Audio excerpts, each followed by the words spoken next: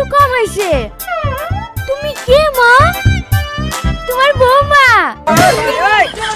বৌমা মানে কি ব্যাপার? এত বেলা হয়ে গেছে এখনো উঠোন ঝাড় দেওয়া হয়নি? কাল থেকে ভোরে উঠে উঠোন ঝাড় দিবা।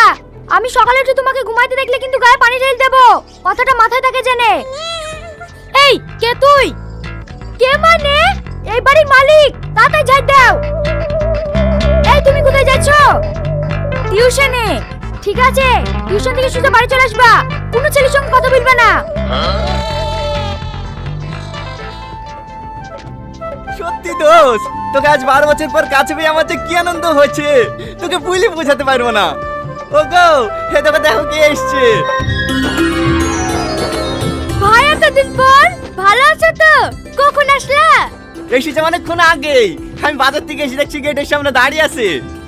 ও মা, বাইরে দাঁড়িয়ে থাকা কেন? ভেতরে ঢুকে পড়বা। ওই যে মেয়ের লেগে যখন থেকে গাড়িতে উঠেছে তখন থেকে একভাবে বইলেই আসছে, আগে আমি কি সারপ্রাইজ দেবো তারপরে তোমরা ঢুকবা। এইটা তোমার মেয়ে? হ্যাঁ।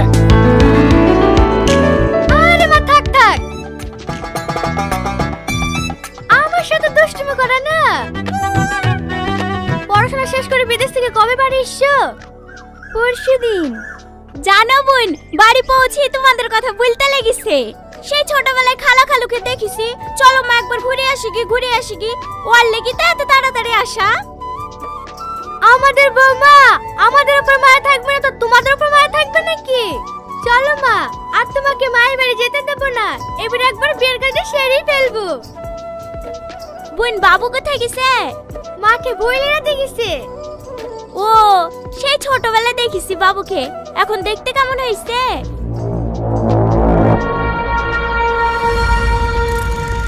বিদেশ থেকে পড়ে এসে আমাদেরকে বোকা বানানো। দাঁড়া, শহরের মেয়েদেরকে যে কিভাবে বোকা বানাইতে হয় সেইটা আমার খুব ভালো করেই জানা।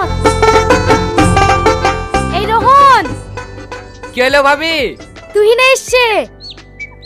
তুই না এসে তো আমি কি করব? কোন তুই না? ছোটবেলায় যার সাথে তোর বিয়ে ঠিক হয়েছিল সেই তুই না? হ্যাঁ, ও বিদেশ থেকে কবে বার আসলো? পরশুদিন এসছে, এসেই আমাদের বাড়ি চলে এসছে। ভাবি, ও দেখতে কেমন হয়েছে? ভালো। কিরে রোহন, কোথায় যাচ্ছি? দেখা করতে। ও মেয়ে ছেলে ওই লন্ডন থেকে দেখা করতে আসছে, আর আমি মাঠ থেকে যেতে পারবো না। এই থাম থাম, শোন শোন। যা বলবো তাড়াতাড়ি বলো ভাবি, আজ 12 বছর দেখিনি, ওকে দেখার লেগে আমার মনটা ছটফট করছে। বাবা, তোর তো দেখছি পিরিত একবারে উতলে পড়ছে। শোন শোন, অত ব্যস্ত হলে হবে না। ও কি করেছে জানিস? কি করেছে? আমি সকালবেলায় উঠে ঝাড় দিছি নু।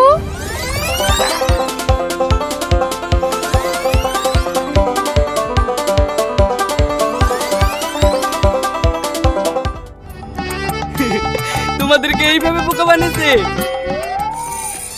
আমাদেরকে বোকা বানিয়েছে বলে তুই খুব আনন্দ পাচ্ছিস মনে হচ্ছে। না না ভাবি, শোন, আমি যেভাবে বলছি সেইভাবেই তোকে চলতে হবে। তুই যে রোহন, ও যেন জানতে না পারে। ভাবি এটা না করলে হয় না।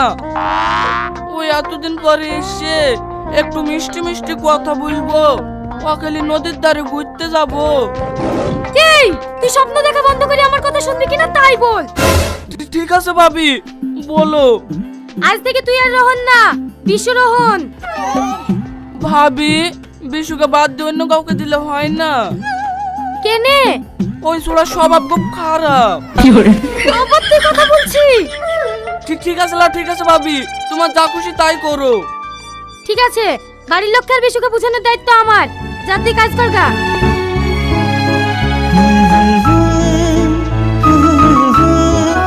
ভাবি, বেলা 12টা বেজে গেল, ও মাঠ থেকে আসবে না? হ্যাঁ হ্যাঁ, আর আসার সময় হয়ে গেছে, এই আসলো বলি। ভাবি, ও দেখতে কেমন হয়েছে? আমার থেকেও সুন্দর। ওই তো চলে এসছে, নিজের চোখে দেখিলাম।